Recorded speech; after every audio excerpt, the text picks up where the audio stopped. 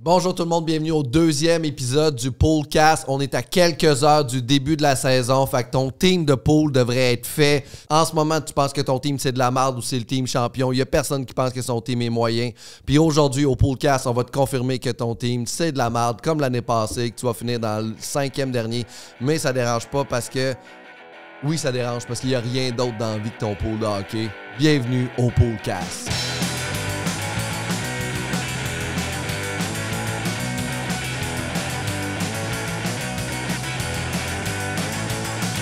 Et toujours avec mon co-animateur Marco Normandin, spécialiste de hockey, amoureux des guides de pool et tout ça. Comment ça va mon chum avec des problèmes de genoux? Salut Pascal, ça va bien toi? Ça va très bien. Content que tu sois là. Puis, t'as-tu passé un bon 2 semaines?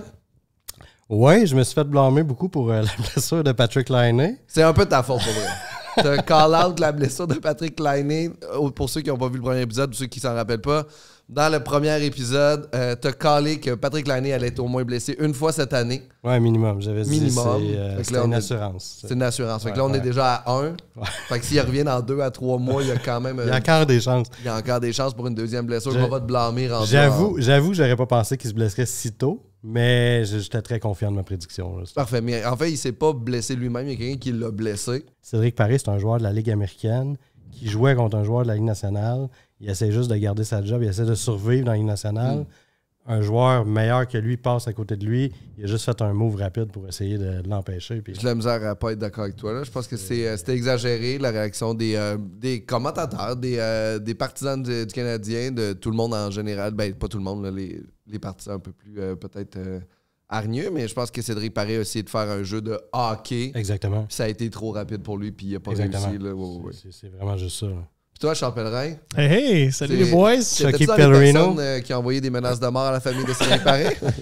Oui, mais tu sais, par la poste, là, tu sais, c'est pas encore rendu, mais vous allez recevoir ça les prochaines semaines. Oui, c'est ça, là, j'ai pris express, là, mais tu sais, on sait jamais. Là, c'est pas aussi fiable qu'avant la poste. Là.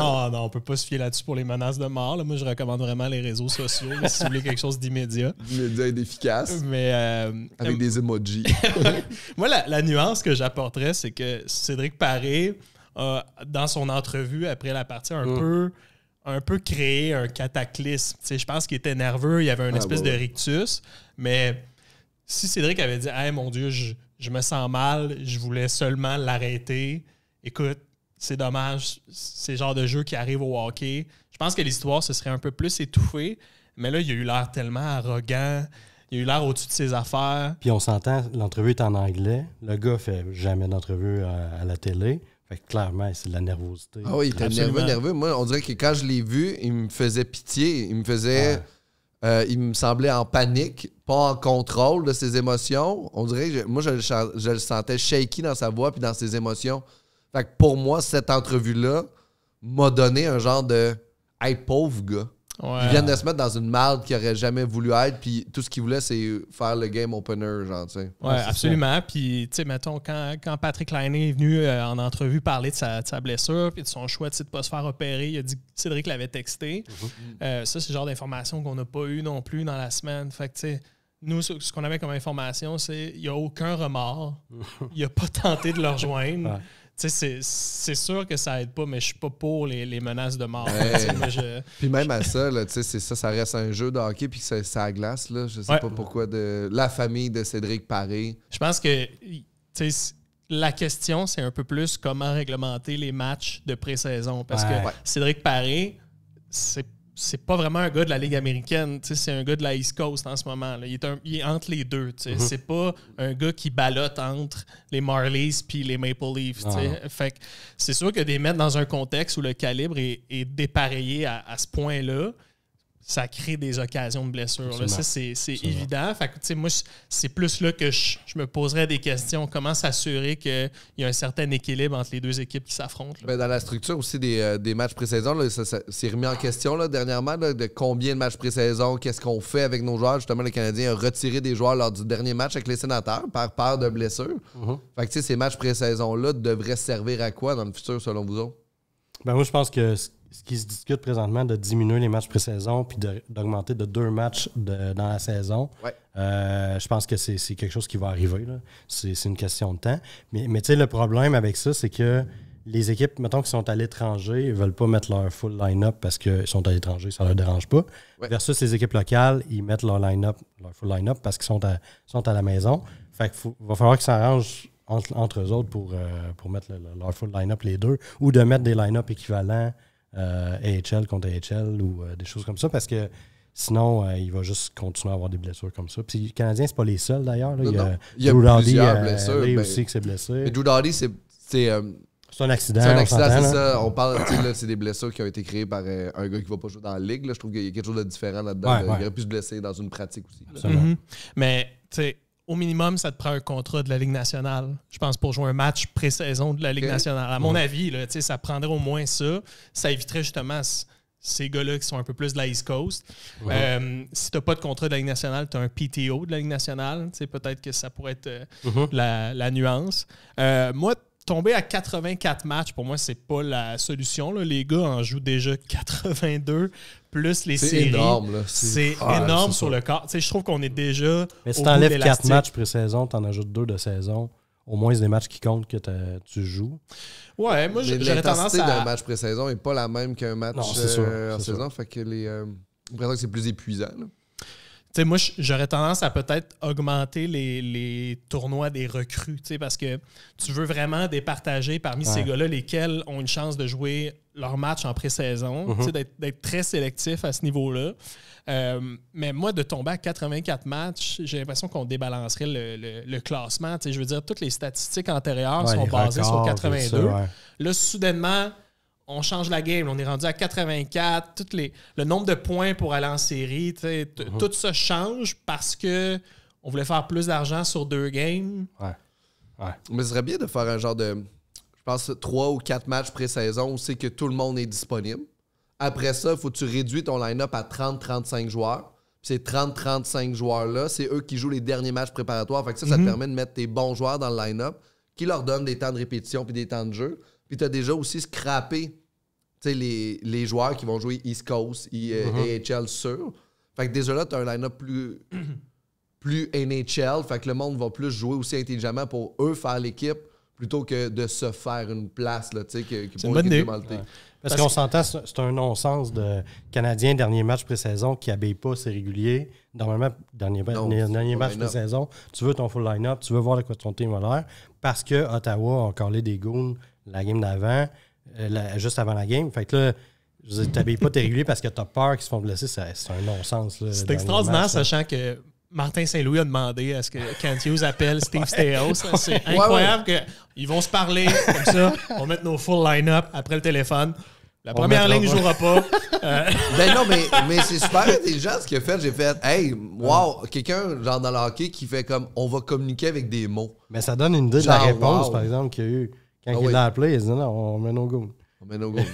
Ben mettez vos goals, mais c'est complètement ridicule pour le développement de votre équipe aussi dans un certain sens. Là. Mais en même temps, sûrement que Stutzel, Brady Tkachuk, eux autres étaient day-to-day, de toute façon, ils n'étaient pas prêts à jouer. Fait que pour eux autres, de mettre leur première ligne ou pas la mettre, qu'est-ce qui s'en. Moi, fait que pour moi, il y avait une niaiserie là-dedans, mais c'est le même que ça a été joué cette année. Puis il faut pas non plus en faire un cas.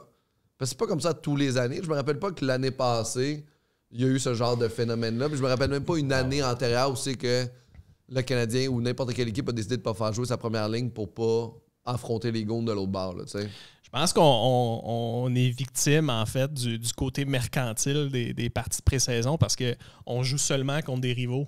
Ouais. Tu sais, quand on a joué contre les Flyers, quand on a joué contre les Devils, il n'y aurait pas cette rivalité-là. C'était très tranquille, mais c'est une question de transport puis d'aréna remplie. Mais avec les Sénateurs, là, ça a zoné out à cause de Riley Craig, le check sur Dak. Puis là, après ça, ça a zoné out. Là, mais avant ça, ça allait. Là, il y a certains même qui diraient que c'est peut-être le coup de Studsley sur Gallagher au début de la partie qui a comme déjà moussé peu Je suis pas un fan de l'agressivité. Je suis pas un fan de Studzel. Je sais pas si vous. Il y a plusieurs dans la ligue d'ailleurs qui sont pas un fan de lui parce que ça fait beaucoup de jeux qui dive puis qui exagère à chaque fois qu'il reçoit un hit. Même le hit qu'il a reçu, Il y en a qui disent que il en a mis beaucoup. Il a donné une swing. Exactement. Là. C'est son bâton qu'il a mangé, mais en même temps, s'il n'est pas revenu au jeu, il est revenu avec une visière teintée. Fait que, je sais pas, je trouve ça très cool. Avec son très, très cool. Avec son historique. C'est juste un nouveau commanditaire. C'est sa nouvelle visière. Nouveau commanditaire. Il est quand même chanceux, tu sais. Moi, je pense que c'est un joueur extraordinaire, mais encore très jeune. Peut-être que s'il était à Toronto, on le mettrait dans la même catégorie que les minors. Il y a une saison de 91 points quand même. Je pense que c'est un très bon joueur. Très bon joueur. Mais très content en plus de t'avoir aujourd'hui, Charles, parce que nous autres, on est fans de pool hockey, mais toi, tu es un grand fan de recrues, de jeunes joueurs. Tu es un connaisseur de ce qui s'en vient. Puis on est content de t'avoir aujourd'hui parce qu'on veut ce pouls-là, en fait, pour nos pools de hockey. De qui est un bon jeune déjà à repêcher, qui s'en vient dans le futur.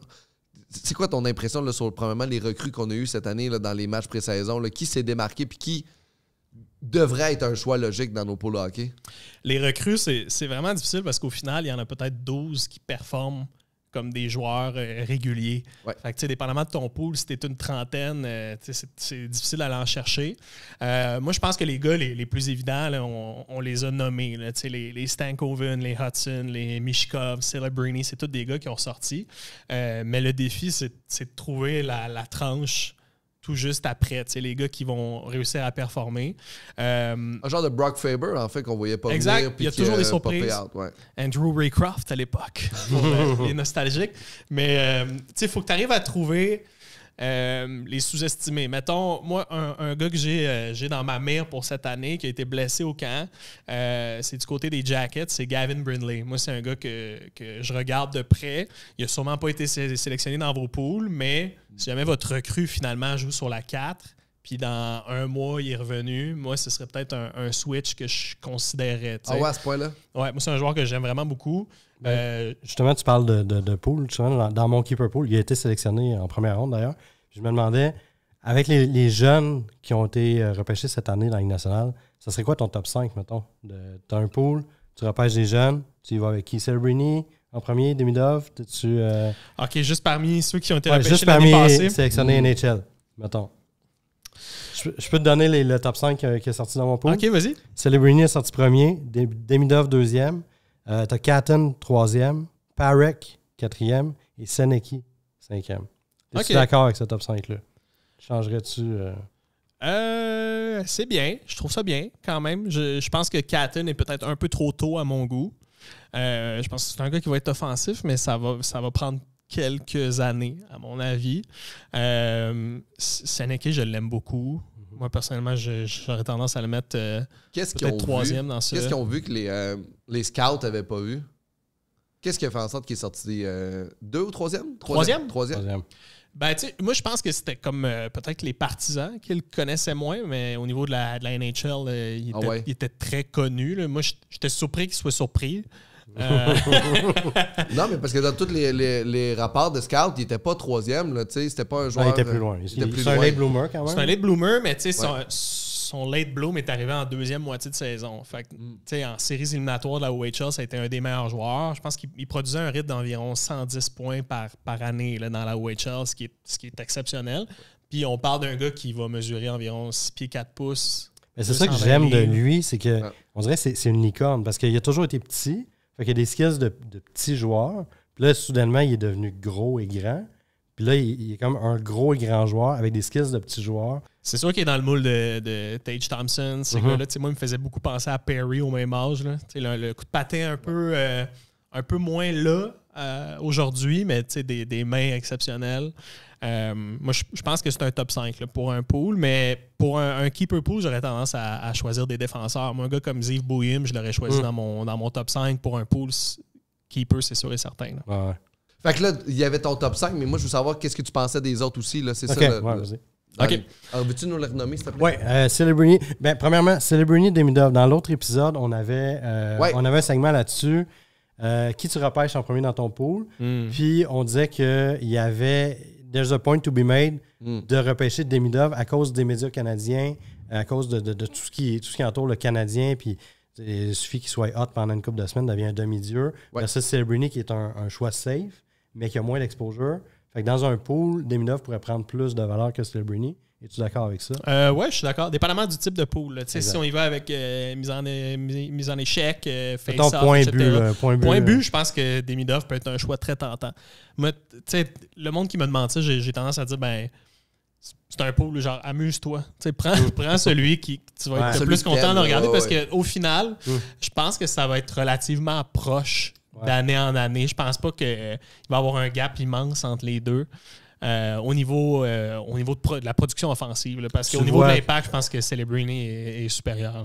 Plus all-around. Mais tu vois quoi pour Celebrini? 95-100, moi, dans son prime? Ouais, c'est ce que je prédis. Je pense que oui, ça fait du sens. Là, ton pool est fait, toi, pour cette année? Moi, j'ai pas de pool. T'as pas de pool, t'as abandonné. J'ai pas de pool. Mon dernier pool est mort. Les gens s'impliquaient pas assez. Puis...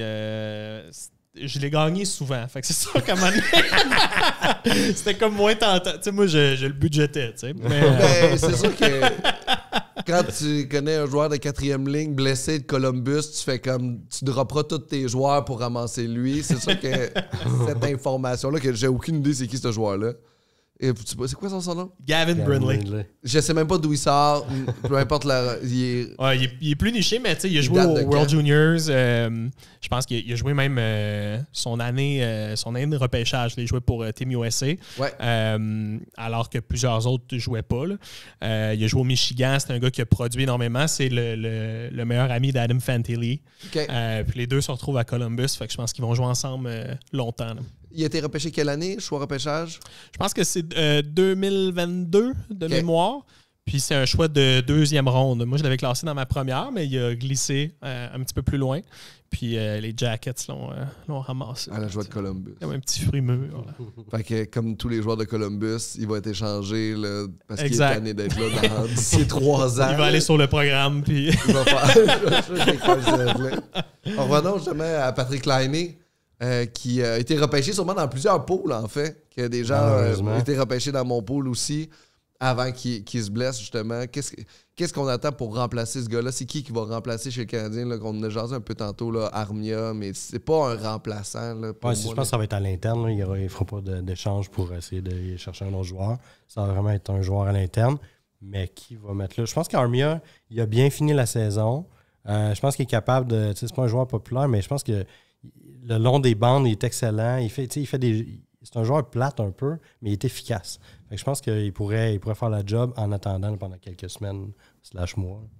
Moi, je trouve... c'est peut-être controversé, mais je trouve pas qu'il est plate. Je le trouve quand même excitant. Moi, Joël Armia. Mais il y a tous les outils. Sa personnalité a de l'air... Tu sais, mettons, en entrevue, il en donne pas beaucoup. Il est très finlandais. Là. Tu vois qu'il croit pas à la vie après la mort. Puis il y a une vision très... Son recyclage est vraiment bien classé. Oui, exact. Mais c'est un gars avec des mains exceptionnelles. Des fois, il sort des flashs. Puis je suis d'accord avec toi pour la protection de rondelles avec Doc. Je pense que ça peut fonctionner. Les meilleurs moments de Armia, c'est avec Corey Perry et Eric Stahl. Je me dis, ça prend des gars qui ont ce style de jeu-là, qui vont aller avec du cycling. Puis je pense que ça fit quand même avec New Hook. 17 buts l'an passé, Armia, si je ne me trompe pas. Ouais. Ça peut être un bon dépanneur, mais je pense que l'important, là, c'est juste de survivre, jouer pour 500, puis quand Laine revient, faire un push vers les séries. Mais Laine non plus, il va pas gagner les matchs. Je pense que parce qu'il ne faut pas non plus compter là-dessus, là, qu'il va nous sauver et qu'il faut jouer pour 500. Là. Je pense que quand Laine revient, il faut déjà être dans le portrait des séries. Là. Faut qu'on soit proche. T'sais, moi, Laine, c'est l'avantage numérique. C'est ça la différence. T'sais, il peut avoir un match moyen, puis on a un power play, puis finalement, crime, t'es dans le game. Là. Soudainement, le momentum change. Juste ça fait une grosse différence. Je trouve que là, notre deuxième avantage numérique, bon, il y a Hudson, mais il y a personne pour compléter autour. Moi, je trouve que celui qui a le plus de chances peut-être de marquer des buts sur l'avantage numérique en attendant, c'est un Heinemann. Qui a un tir sur réception foudroyant. Kapanen aussi, très bon playmaker. Mais sinon, je pense que ça va être la première vague pendant 1 minute 30. Ouais. Puis c'est tout. Tu le vois comment, l'avantage numérique, quand Laine va revenir? Parce que Laine joue à la même place que Caulfield. Ouais. Les deux, c'est leur pain et leur beurre. Sur le one-time à gauche. Comment tu vois ça? Parce que... Je me suis demandé à un certain point si on n'allait pas voir une formation où, mettons, Laine joue un peu plus haut, puis Caulfield un peu plus bas du filet. Puis ça donnait l'option à Suzuki, tu sais, quand il revient un peu de la bleue, ça passe, son espèce de passe fouettée. Là.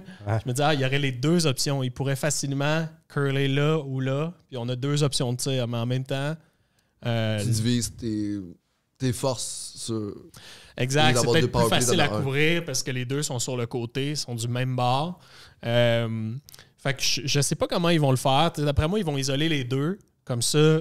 il y a un des deux qui va avoir le désavantage numérique le plus faible de l'autre équipe. Okay. Mais j'ai pas l'impression qu'il va avoir, quand l'année va revenir, qu'on n'aura pas un ou deux. On n'aura pas premier powerplay ou deuxième powerplay. Ça va être le powerplay le plus frais va être sur le jeu. Ouais, c'est ça. Avec l'année, pour moi, avec Dak puis Hudson, je veux dire, ça va aussi là, dans un certain sens là, que ça peut exister. Là.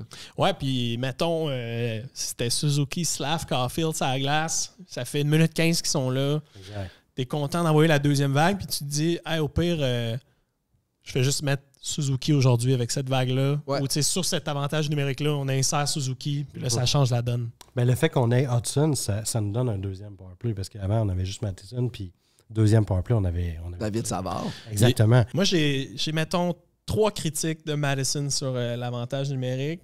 Ma première, ce serait, c'est pas le meilleur distributeur de rondelles.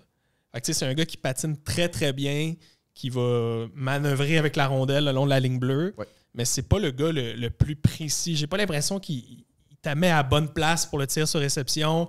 Souvent, il omettait la passe à Slavkovski qui était complètement ouvert. Ça, ce serait ma première critique. T'sais. La deuxième critique, moi, c'est au niveau des entrées de zone. Je trouve que, évidemment, la passe arrière, c'est plus une stratégie d'équipe. Mais il y a un moins grand niveau de créativité. Je pense que Hudson va être capable de lire la défense adverse puis de la surprendre à certains moments. Puis, se créer des ouvertures aussi, là, ce que Mike Matheson fait moins. Là. Je pense que Lane Hudson, par une coupe de mouvement, peut se donner une ligne de passe ou une ligne de tir. Là. Puis, au niveau de la précision du lancer, Matheson, c'est un gars qui il va décocher sur réception à pleine puissance. Il a un tir vif, mais Hudson a un tir intelligent. Ouais. Plus comme Quinn Hughes, mettons, qui défonce pas le filet, mais qui la met sur le filet. Il la met sur le filet, puis il la met à une place où le gardien est en déplacement, ça va être un peu plus difficile. Tandis que Madison est vraiment dans la rapidité d'exécution. La rondelle arrive, je l'envoie au filet pour surprendre le gardien. Mais j'ai pas l'impression qu'il y a autant un niveau de complexité là, dans la réflexion du tir. Moins de créativité, en fait.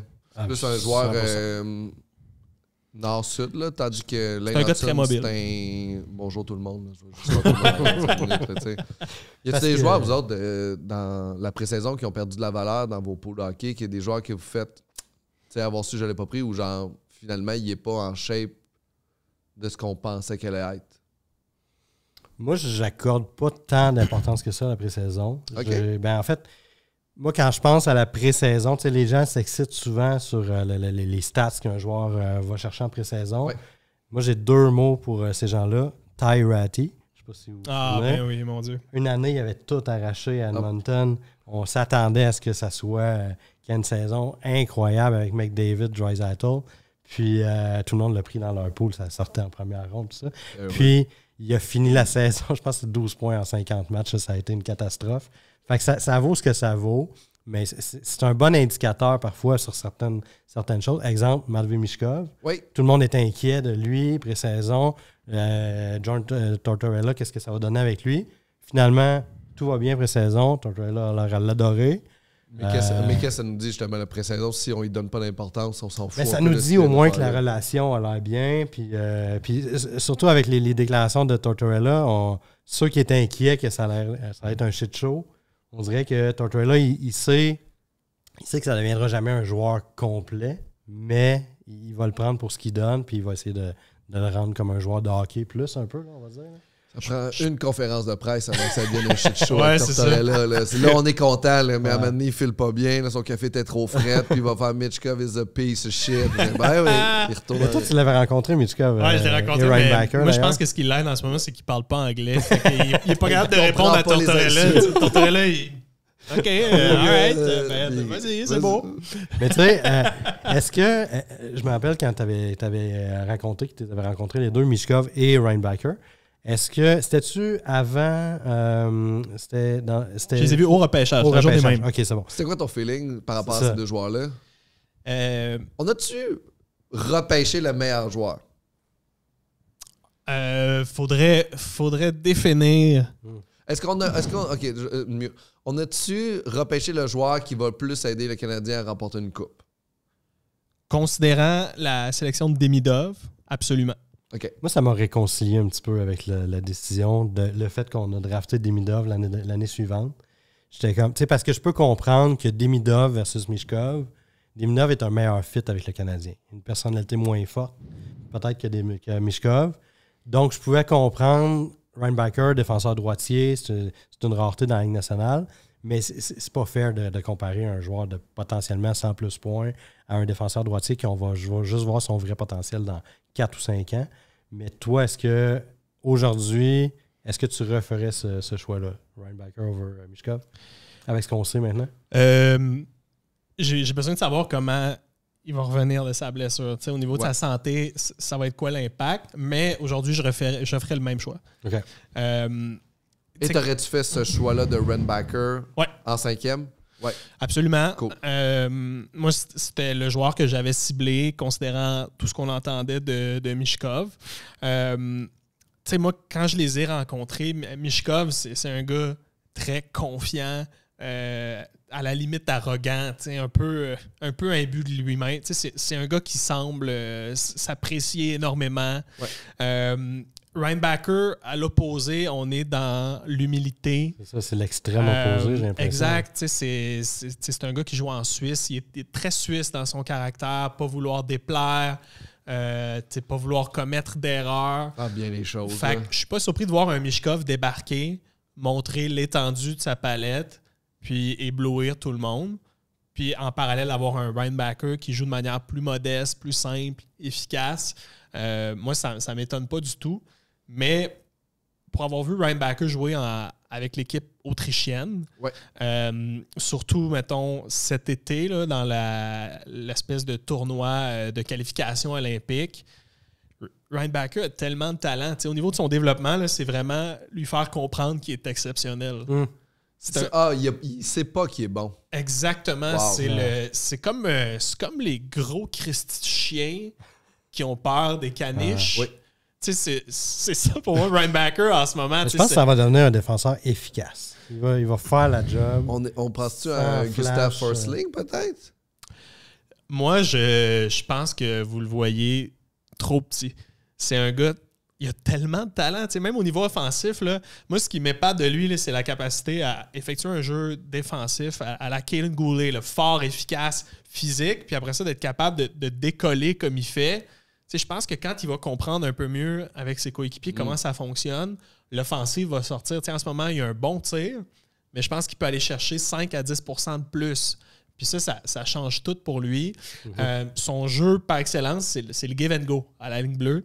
Pendant la pré-saison, il l'a essayé à quelques reprises, mais je pense que c'est pas un pattern avec lequel les joueurs des Canadiens étaient habitués. C'est pas un jeu qui est effectué souvent. David Savard reste un peu au niveau de la bleue. C'est vraiment comme ça qu'il va générer. Moi, j'ai trouvé aussi au tournoi des recrues, il a été très bon. Là, je veux dire, son entrée de zone avec la passe qui a mené au but de Savoie, tout ça, c'est des flashs offensifs, à mon avis. Son premier but à Laval, je veux dire, un toe drag, après ça, après avoir intercepté la rondelle. Moi, c'est le jeu complet. Quand je le vois jouer Reinbacher, je me dis, OK, c'est peut-être pas aussi bon, mais pour moi, c'est dans le moule d'un McAvoy plus que d'un défenseur, un quatrième. Mais c'est pas gênant, Gustav Forsling là, des Panthers de Floride. Il y a quand même beaucoup d'offensives, très fiable défensivement. Pour moi, c'est un des meilleurs défenseurs de la Ligue, plus complet que tu veux absolument dans ton team. C'est pour ça que je le comparais à lui, pour moi. Là. Peut-être que j'ai pas le... Forsling est moins physique. C'est un gars de petit gabarit. Reinbacher, moi, j'étais surpris qu'il l'ait réduit en termes de grandeur parce que quand tu le vois, il est gigantesque, ce gars-là. Là. Quand il va avoir 22, 23 ans, là, c'est un monstre. Ça va être un monstre. Il est tellement rapide. Moi, je regarde Noah Dobson dans le junior. Je regarde ces gars-là, puis je trouve que ça ressemble un peu plus. Pour moi, le pire des scénarios, c'est que Reinbacher va devenir Jacob Slavin. Moi, c'est le pire des Ce qui scénarios. n'est pas gênant. Ce qui est vraiment pas gênant. Du tout. Exact. Fait que c'est pour ça que je trouve qu'à long terme, Ryan Backer va être un meilleur fit à Montréal. On n'en a pas. Là, on voit que Mailloux, c'est un projet quand même, qui a du millage à faire, va avoir une belle carrière, mais on n'est pas sûr de l'étendue de... ça va être un top 2, un top 4? Est-ce que ça va être un gars qui ballotte entre la troisième et la deuxième paire? Ouais, je comprends. Tandis que Ryan Backer, pour moi, c'est la certitude si le genou récupère. Exact. Je pense que Mailloux, c'est le temps qu'ils comprennent le style de jeu puis qu'ils assimilent qu'est-ce qu'il faut qu'il fasse. J'ai l'impression que physiquement, il a les skills, il se déplace bien, il joue bien avec la rondelle, c'est un défenseur qui peut être physique, qui peut se battre. Je pense que c'est juste qu'ils comprennent le jeu devant lui, puis le jeu, que son intelligence hockey, son QE hockey va embarquer, il va être super bon. Là. Moi, pour moi, c'est un certain top 4. Fort probablement. Moi, ce qui m'inquiète de lui, c'est que quand il défend, je trouve qu'il essaye un peu n'importe quoi. Il soigne des bâtons. Je trouve pas qu'il est comme... Mais on entend souvent qu'il a l'air perdu un peu par moment. Oui, c'est ça. C'est pour ça que moi, j'ai l'impression qu'il comprend pas ce qui se passe. Il y a tout ce qu'il faut physiquement, mais il comprend pas. Les outils. C'est pour ça que je me dis, on a un horizon de développement plus long. Puis peut-être que le QI hockey, ça s'améliore, mais c'est plus difficile. Il faut qu'il y ait des déclics. Pour moi, Ryan Backer, à 18 ans, comprenait déjà tout ça. Ouais, c'est ça. Moi, Mailloux, je le compare à un James Wisniewski. Je sais pas si... un bon vieux slap shot. Exact. Il y a un gros slap shot, il y a une bonne shape, mais défensivement, c'est pas tant... Moi, je le compare plus à un Magic Bullet acheté dans un village des valeurs. Il vient pas avec le livre de recettes, mais t'as l'estime machine qui fait des bons smoothies quand même, tu sais. Fait que, mais il t'a pas la recette du smoothie, fait que tu fais rien avec. Mais si je voulais juste savoir, si on vient à Michkov, est-ce que tu penses que sa réputation, justement, de ce qu'on entendait, tout ça, est-ce que ça se peut que sa réputation soit surfaite un peu? Tu sais, je me rappelle, moi, justement, dans mon pool, l'année qui a été repêchée, j'avais le 2e choix cette année-là. J'avais pas Bédard. Donc là, j'avais le choix entre Michkov ou Fantilli. C'est un gros dilemme. J'ai tout lu ce qui se disait sur Michkov pendant 2-3 ans à peu près. Puis, ce que je voyais, c'est que tous les analystes, littéralement tous les analystes, les Prodman, Ellis, là, ils étaient tous en amour avec Michkov et ils tripaient tous sur lui. Mais il y avait Mathias Brunet, puis on n'a aucune raison de douter de ces informations, qui est arrivé avec ces informations-là de mauvaise attitude, caractère, puis tout ça en Russie. Mais j'ai l'impression que cet été-là, étant donné qu'on parlait de repêchage constamment tout l'été, Mathias Brunet disait ça sur plusieurs plateformes à tous les jours, pretty much. J'ai l'impression que c'est devenu tellement gros que on dirait qu'on a pris ça comme du cash. Puis j'ai l'impression que c'est peut-être plus une forte personnalité, un peu arrogant, comme tu dis, un peu cocky. Le kid était peut-être immature à l'époque. Je me rappelle, j'avais lu... Mais tout ce qui s'est mené avant de genre « Hey, je veux pas rencontrer cette équipe-là, je veux pas... » ce genre de manque d'ouverture à ça. Fait que c'est aussi des arguments qui justement poussaient cette théorie-là en avant de faire ouais, il veut pas rencontrer, il veut pas aller jouer là, il veut pas faire ci, il veut pas aller à Washington. Là, tu fais ah, OK, cool. Peut-être qu'il y a vraiment.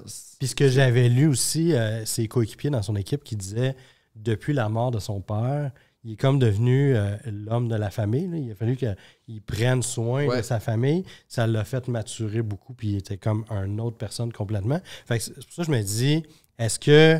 Puis je pense que le fait que le Canadien ne l'ait pas repêché, les partisans du Canadien étant émotifs, on s'accroche à ça. De toute façon, c'est pas, il y a une mauvaise attitude et on ne voulait pas de ça ici. Sauf que là, quand il va racker du 110 points plus dans les nationales... il va y avoir des gens qui vont être fâchés puis des gens qui sont contents qu'on ait Demidov. Là. Ouais, ben, je pense que Demidov... C'est beaucoup, 110 points. Là. C'est énorme. Je pense. Tu le vois-tu faire... Moi, je pense qu'il... C'est énorme. Moi, je pense qu'il y a un talent. On se rappellera, 1 an avant le repêchage, des gens qui le mettaient nez à nez avec Bédard. Oui. Ça, c'est vrai. À un moment donné, pendant un bout, là, il était un, les deux. Puis même, il y a des gens qui... Au championnat junior, il avait été meilleur que Bédard, d'ailleurs. Puis là, c'est une question d'attitude, tout ça. Mais côté talent, là, il y a tous les outils. À 16 ans puis à 17 ans, c'est des années charnières. Mettons, Cole Eiserman devait sortir 2e.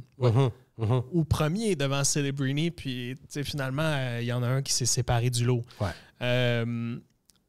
On est je crois qu'on est la seule équipe dans la Ligue nationale, les Canadiens de Montréal. Je parle au on parce que j'appartiens. Parce que c'est propriétaire. Je suis propriétaire. Puis, tu sais, j'ai écouté la série sur Crave. Là, je connais les secrets.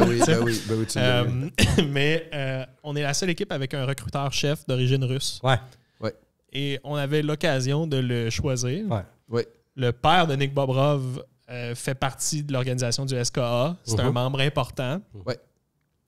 Le SKA a coupé Michkov, l'a envoyé 2 ans à Sochi. Ouais. Ça, mais le fait qu'il l'ait laissé aller dans la Ligue nationale dès cette année, ça, il y a quelque chose derrière ça, clairement. Je pense que c'est fondé. Moi, oui, 100%. Ça va toujours être un gars offensif, mais moi, ma crainte par rapport à lui, il arrive dans la Ligue nationale, peut-être un peu plus humble en ce moment. OK, c'est une nouvelle ligue. Est-ce que je suis si bon que ça? Parfait. C'est son rêve de jouer dans la Ligue nationale. C'est son rêve. La journée où il va commencer à dominer, qu'est-ce qu'il va dominer? Kupov. Je pense pas. Non, je pense pas. L'année passée, il y a eu 35 défenseurs qui ont fait 40 points ou plus. Là, on a des pôles hockey, puis on veut savoir c'est quoi les défenseurs mystères qui, cette année, vont justement briser le 40 points, qui vont nous amener justement à avoir un peu de profondeur en défensive dans nos équipes. Qu'est-ce que t'en penses, Marco? Monsieur Lys de Pool. Mystère. Pas un mystère, mais tu sais, qui pourrait avoir un petit boom cette année qui pourrait nous aider, là, qui serait... Ben c'est sûr que si tu veux y aller avec une long shot un petit peu, avec la blessure de Drew Doughty, c'est sûr que Brent Clark va avoir tout l'espace du monde pour... puis ça fait longtemps qu'on l'attend. L'an passé, on l'attendait. Puis lui, c'en est un qui a attitude moyen. Puis c'est pas... il n'a pas le sens du hockey tant que ça, mais côté offensif, je pense qu'il y a toutes les aptitudes. Il y a la place pour lui là, pendant plusieurs mois pour s'installer sur le... C'est comme automatique, en fait. Il n'y a pas rien d'autre de toute façon. Il y a Jordan Spence, mais je pense que c'est vraiment Clark qui va prendre... Clark a beaucoup de talent. Là. Ouais. Il a une chance d'être peut-être dans les 30 défenseurs les plus offensifs de la Ligue nationale. Là. Vraiment, point per game... avec le Reign d'Ontario, là, c'est tout un défenseur. Ouais, il a dominé partout offensivement. Mais il y a encore un problème d'attitude. Je sais pas ça. Mais de ce qu'on entend, c'est une tête d'aluminium, comme on peut dire. Là, c'est un peu niaiseux, mais c'est pas. Mais je pense que côté talent, il y a toutes les skills pour. Moi, les jeunes joueurs de la Ligue nationale de hockey, là, je les aime en couple. Avec peu de connaissances sur la contraception et un grand sens des responsabilités et être papa à 22 ans puis de faire faut que je rentre à la maison à l'été. J'ai 8 chiens, 2 pensions, j'ai 19 ans. Hey, moi voir Alexander Nylander aller promener ses chiens après ses matchs de hockey, je fais ça c'est un gars joué dans mon pool. C'est lui que je veux, Alors maintenant les gars, c'est le moment des questions du public, le mailbag. Des questions puis qui semblent un peu anodines, mais qui finalement ont comme une grande complexité.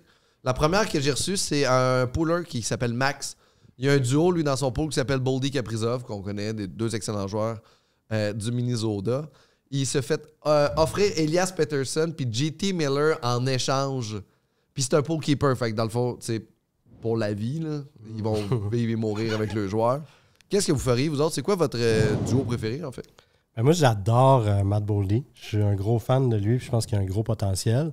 Honnêtement, c'est un échange qui se vaut là, en termes de points. Ah ouais? C'est sûr que si tu veux compétitionner cette année, Miller, Pettersson, ça serait le duo à prendre. Par contre, je présume que le pool keeper, il y a une masse salariale, il compte les salaires.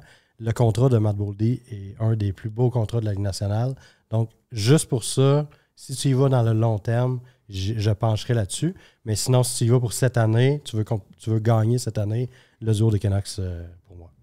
Je suis assez d'accord. JT Miller est plus vieux. Fait que dans un contexte de keeper, pour moi, j'irais... La question, c'est toujours qui part avec le meilleur joueur. Au final, c'est ça. Fait que moi, ça se joue entre Kaprizov et Pettersson au niveau des points. J'aurais tendance à y aller pour Kaprizov. Moi, personnellement, je respecte Elias Pettersson, mais c'est pas mon joueur préféré. Je bâtirais pas une franchise autour de ce gars-là, mais c'est un bon producteur de points. Je suis un peu dans le même... gros fan de Kaprizov aussi. Là, fait que moi, Kaprizov fait en sorte que... J'adore Boldy aussi. Là, j'adore le Wild. Fait que j'irais vraiment avec ça. Je trouve que les Canucks ne peuvent pas faire mieux que l'année passée. Moi, dans ma tête, là, c'est l'année passée, ils nous ont atteint un niveau de... Personne ne s'attendait à ça. Puis il y a une raison pourquoi. Puis cette année, j'ai l'impression que ça va redevenir un peu plus à la normale. Les équipes vont s'adapter à leur power play, vont s'adapter à Quinn. L'effet Rick Tocchet aura eu son temps. Oui. Deuxième question de Frank. Le choix entre Ingram, Ullmark ou Bobrovsky comme deuxième gardien de but. Bobrovsky, c'est le gardien logique parce qu'il joue pour les Panthers. Ouais. Qu'est-ce que vous feriez, vous autres? C'est quoi votre choix là-dedans? Moi, les gardiens, j'y repêche toujours plus tard. Puis je prends toujours le gardien qui joue pour la meilleure des équipes. Fait que j'irai pour Bobrovsky. Moi, j'aurais tendance à peut-être gambler sur un Ullmark parce que j'ai l'impression que les Panthers, avec leur run de série l'an passé, puis Spencer Knight qui est prêt, là, qui est revenu de ces trucs, vont peut-être reposer Bobrovsky dans la saison pour donner plus de départ à Spencer Knight. Et ce qui fait en sorte que... Puis Ullmark à Ottawa, je pense qu'il va en gauler beaucoup les games. Oui. Donc, j'aurais bien. Exact. J'aurais peut-être tendance à gambler sur Ullmark, mais c'est serré. Là. Je pense que Bobrovsky, tu te trompes pas quand même là, en Floride. Non, tu vas pas te tromper, mais Ullmark aussi, mais j'ai pas l'impression que la défensive des Sénateurs d'Ottawa vont lui donner le luxe d'être aussi bon que la défensive des Bruins de Boston. Non, c'est pas la même game. Question de Marc-André. Il se fait offrir McCarr Nylander contre McDavid dans un keeper. Qui est pas dégueulasse comme offre, en fait. Mais t'as plus McDavid dans ton équipe. On parle de William. Non, on parle de Alex. Sarah et Nylander. Leur petite sœur. Leur sœur. Ouais. Mais non, oui, William... Je vais peut-être te surprendre, mais... moi, si j'ai la chance d'avoir le défenseur le plus productif versus le joueur le plus productif, c'est un no-brainer pour moi. J'irai avec McCarr. Et je pense que le meilleur joueur de la Ligue aussi, c'est McCarr.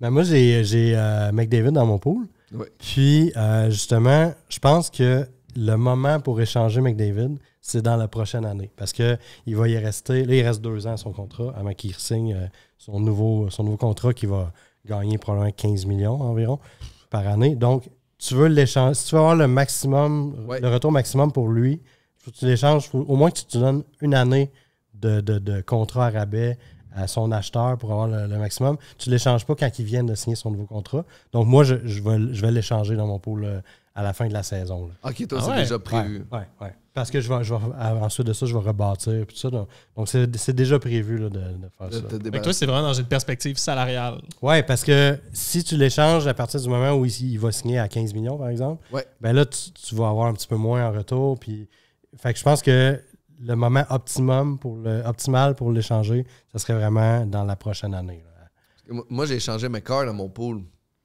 contre Kaprizov, Heiskanen, choix de 2, choix de 3. Okay. En fin de saison, c'était un bon échange pour moi pour justement performer dans notre pool en série. Ça a été ça ma stratégie. Puis aujourd'hui, j'ai juste des regrets. j'ai juste le début de saison, puis là, j'ai fuck! J'ai pas Cal McCarr dans mon équipe. Un défenseur de 100 points, là. Des soirées qui te fait 5 points. C'est le fun quand tu regardes que ton def t'a fait 5 points à soir. On est déjà au deuxième épisode, mais dans le deuxième épisode, on réalise en fait de plus en plus que tu es un grand parieur, que tu paries vraiment les études de tes enfants sur des guesses dans le futur, puis que tes enfants vont devoir faire autre chose qu'aller à l'université. Alors, c'est quoi ton guess de paris cette semaine? Qu'est-ce que tu nous suggères? Mais moi, j'aime les paris à long terme. Parce qu'avant, je pariais beaucoup sur les matchs, de match en match, mais il y a tellement de parité maintenant dans la Ligue nationale que ça devient pratiquement impossible de faire de l'argent en pariant de match en match parce que n'importe qui peut battre n'importe qui à chaque soir à peu près. Ouais. Donc, j'aime bien les paris à long terme. Si on va sur mise au jeu, ce que j'aime de mise au jeu, par exemple, il y a des choix de paris. Exemple, il y en a un que c'est le nombre de points. Qui va faire le plus de points cette année entre Sean Monahan, Tyler Toffoli ou Max Domi? Qui vous avez, vous autres? Ah, c'est intéressant. Moi, je vais tout avec Sean. Je vais aller avec Toffoli. J'avais Toffoli aussi. Je pense que j'hésitais entre Monahan et Toffoli, mais c'est tellement triste à Columbus. Là, il est tellement pas bien entouré. Là, je pense que... Mais je pense qu'il n'y aura pas le choix.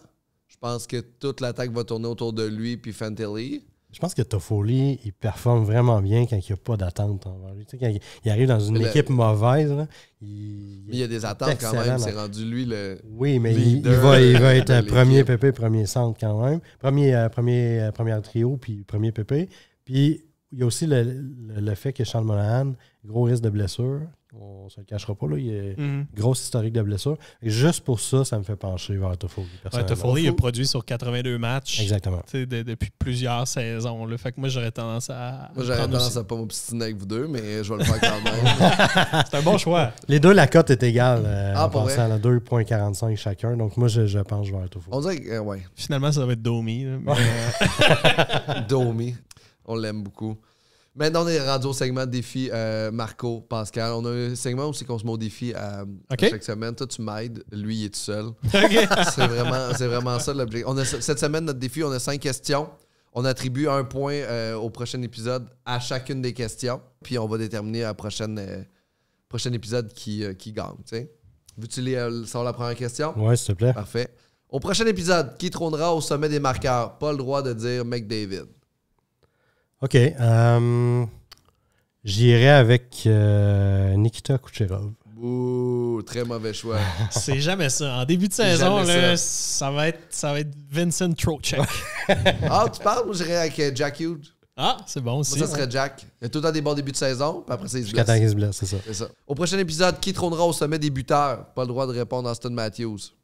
Je vais être conséquent avec mon choix précédent. Je vais dire Jake Gensel. Jake Gensel? Oh! OK. Intéressant, quand même. Est-ce que tu veux une suggestion? Ouais, je veux vraiment une suggestion. Parce que là, moi, j'en ai une dans ma tête. Ce serait Mark Scheifele. Crème, j'avais le même nom en tête. Pour vrai? Ouais. Moi, ça serait Mark Scheifele.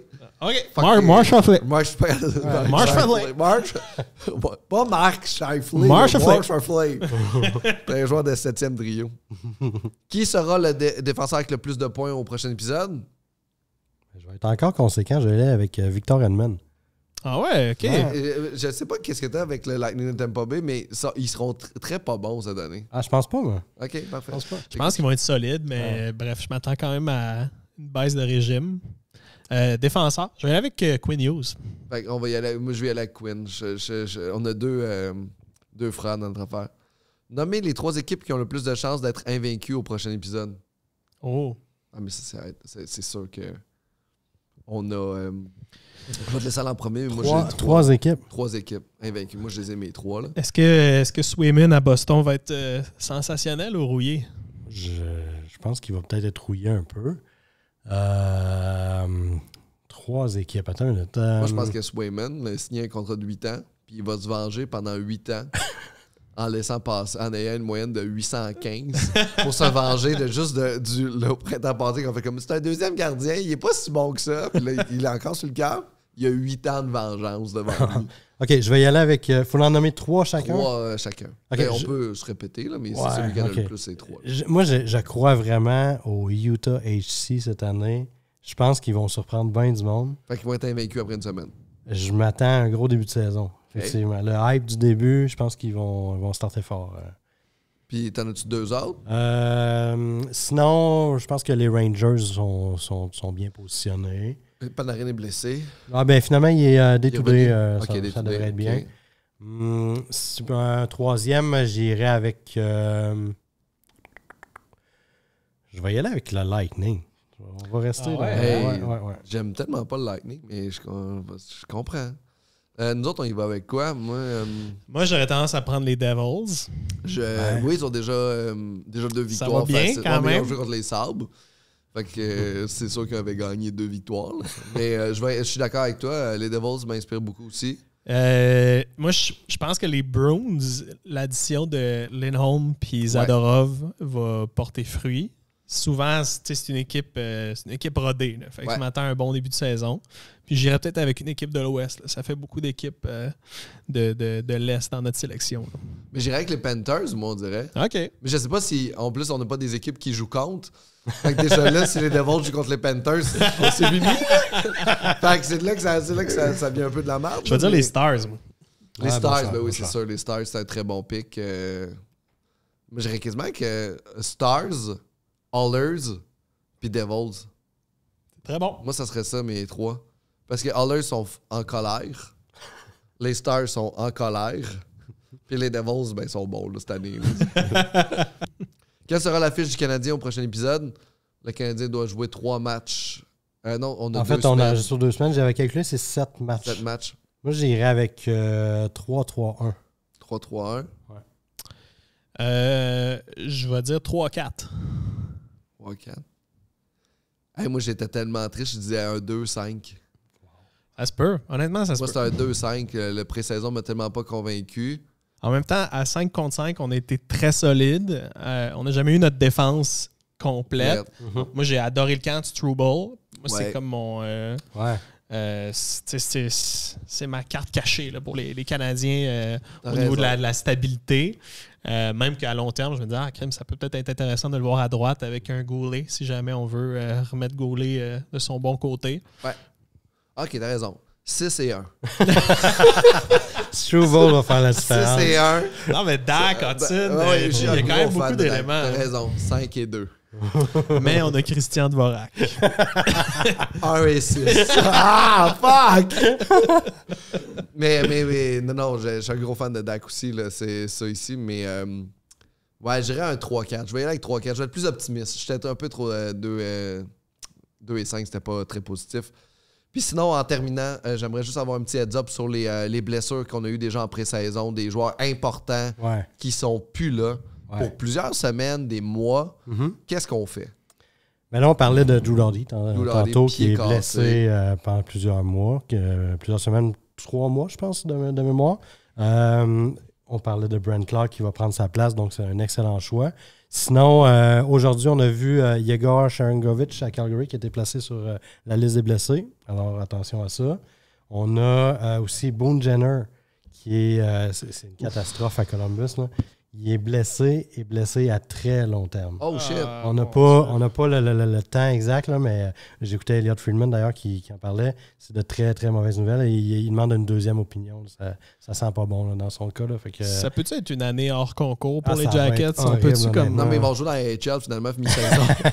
C'est un peu pour ça tantôt, Sean Monahan, j'y croyais plus ou moins. Je ne savais pas Bougener. Vu que je le sais. C'est ça que je sers dans le podcast. T'es informé.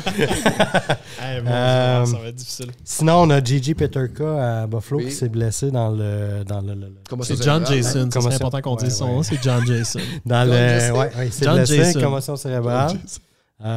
Sinon, il y a quelque chose c'est à vos risques. Brady Tkachuk, la semaine dernière. La main. L'épaule. C'est l'épaule? Il a eu l'air de se disloquer l'épaule à 2 reprises dans 2 matchs différents contre les Pingouins et contre le Canadien. Ouais. Puis il y a un médecin qui sur Twitter qui commente souvent les blessures de la Ligue nationale. Je ne sais pas si vous avez déjà vu passer. Il s'appelle Ariel Grewal. Il disait que son opinion médicale de ça, c'est que c'est peut-être un signe qu'il va avoir besoin d'une opération au labrum de l'épaule. Puis ça, c'est 5 mois d'absence. Wow. Donc, les Sens disent qu'il est correct, mais est-ce qu'il est correct jusqu'à sa prochaine dislocation de l'épaule ou il est correct? Alors, c'est à vos risques. Là. Si vous voulez le repêcher dans votre pool. Là, j'ai l'impression que si c'était une opération, il la ferait là. Je sais pas. Peut-être serait logique en début de saison pour pas qu'il manque les playoffs. Peut-être qu'il se croise les doigts, que ça va se placer, mais bref. L'épaule, c'est souvent du moment où la saison se termine où on sent qu'on fera pas les séries le mois avant, mais ils vont souvent essayer de jouer quand même. Là. Fait que moi, je pense qu'autour de Noël, on va avoir une meilleure idée là, pour Brady Tkachuk.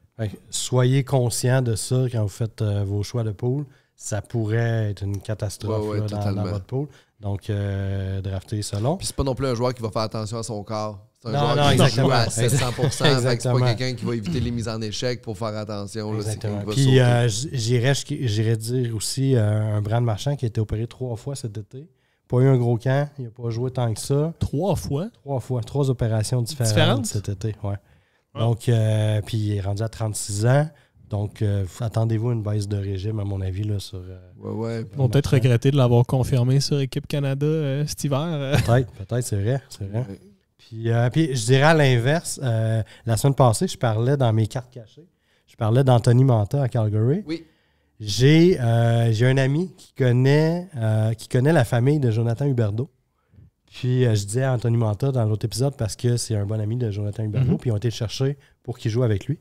Puis c'est ça, j'ai un ami qui connaît la famille de Jonathan Huberdeau. Puis il m'a dit qu'il a eu le meilleur été d'entraînement de sa carrière.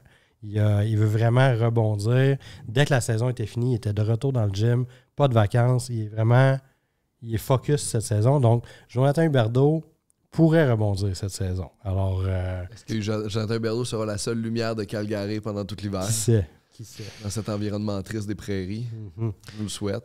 Ouais, je pense qu'on réalise l'importance d'Alexander Barkov. Ouais. Oh mon Dieu. Ouais. Quel joueur phénoménal. Mais je pense que Huberdeau, c'était aussi... il n'y a pas la rage d'un Matthew Tkachuk, là. Je pense que Matthew Tkachuk, tu vas le mettre n'importe où. Là. C'est pas Barkov qui a fait de Matthew Tkachuk le joueur. Non, exact. C'est pas Matthew Tkachuk, tu le mets avec Phoenix, là, Utah, là. il aurait sauvé la concession de Phoenix. Il aurait sauvé l'Arizona. C'est vos hot takes, vos prédictions scandaleuses. Comment... Là, ce bout-là, c'est pour faire réagir les gens à la maison qui vont faire « tu me niaises ». Fait qu'on peut aller trop loin. Tu peux dire tu peux genre faire chier le monde. OK. Mishkov a un très petit pénis. Je l'ai vu au repêchage. Mais pour vrai, tout au montage se garde. Ça. OK, mon hot take. Ouais. Le meilleur joueur de la QV 2023 du repêchage ne sera pas Connor Bedard. Wow. Le meilleur joueur sera Leo Carlson. Je suis 100% d'accord avec toi. Genre, Leo Carlson, pour moi, c'est le meilleur. C'est un joueur incroyable. Il est exceptionnel. Huge, bon, des mains incroyables, une belle vision de jeu. C'est un joueur complet aussi. Ouais. C'est un Barkov plus. Absolument. Moi, c'est ça que c'est. Je suis un gros fan de Leo Carlson. Je suis à la même place. Il est déjà monstrueux. Puis le niveau de talent, là, moi, c'est des 3 coches au-dessus de ce que je voyais à son année de repêchage. Là. J'ai hâte de voir parce que là, il y a plein de bons jeunes aussi dans cette équipe-là. Là. Ouais, il est tellement bon. Puis, tu sais, Bédard va faire au-dessus de 100 points, là, mais Carlson va être un meilleur joueur. Ah oui, je pense que Carlson va faire des points puis il va maîtriser Bédard quand ils vont jouer tard. C'est ça que ça va être ça, ses capacités. Vas-y. Moi, je pense que ça va être une année catastrophique pour les Kings de Los Angeles. On sait que leur aréna n'est pas prêt. Ils commencent l'année sur la route. Je pense 7 matchs d'affilée sur la route. Ouais. Doughty n'est pas là. Je pense que ça va... On dirait qu'il s'en allait en bonne direction. Puis on dirait que soudainement, ça ne marche plus, leur truc. Je m'attends... Ils ont signé Joel Edmondson. 4 ans. Ouais, 4 ans, c'est la pire signature de l'été. Je m'attends à une année catastrophique à Los Angeles. Darcy Kuemper dans les buts, j'y crois pas. Je sais pas ce que Edmondson sait de Marc Bergevin. Il connaît un secret, là, parce que je peux pas... il parle le langage de Bergevin. J'ai entendu dire que l'idée de signer Edmondson, c'était pour le faire jouer avec Brent Clark. C'était ça le plan. Okay. On verra si ça va être un bon duo. Si tu regardes ce qui restait sur le marché, le genre de défenseur que tu avais besoin, c'était peut-être celui-là à ce moment-là. Mais le contrat, 4 ans. 4 ans, combien de millions? 2 ans. Ça va mal vieillir. Je pense que c'est 3,5. C'est exactement le contrat qu'il avait signé à Montréal. Ça va mal vieillir. Même à Montréal, il était temps que le contrat finisse. Oui, exact. Comme le contrat de Carl Alsner qui avait assez mal vieilli rapidement. Je pense que ça a pris 4 matchs qu'on avait triste. Ça a vieilli mal, ce contrat-là. Mon hot take, Ovechkin n'a pas 20 buts cette année. Wow. Il y a 44 buts qui manquent, 40... Je ne me rappelle pas le nombre exact. 48. 48, une quarantaine de buts. Il n'atteindra pas ça dans les 2 prochaines saisons, c'est sûr et certain. Il sait où être, mais ce ne sera pas suffisant cette année. Là. Il est énorme. Moi, ma vidéo préférée, c'est Ovechkin qui joue au soccer. Là, il détruisait tout le monde sur son passage. mais j'aime ça, Pascal. Il ne sera pas à 20 buts cette année. Alors, merci, Charles, d'avoir été là. Un plaisir, les boys. Merci. Anytime, pour vrai, c'est tellement intéressant. Tes connaissances des jeunes joueurs de hockey est époustouflante. Non, mais comment tu parles de Seneki, comment tu es allé chercher tout ça, je trouve ça très enrichissant. Puis même pour un pool keeper, il n'y a rien de mieux. Là. Alors, merci tout le monde d'avoir été là, nous écouter au Poolcast, d'avoir dit nos affaires. On se revoit dans 2 semaines avec plein de nouvelles, parce qu'en 2 semaines, au hockey, il s'en passe des affaires. Merci Marco. Merci Pascal. Merci Charles. Continue à parier l'argent des études de tes enfants. Absolument.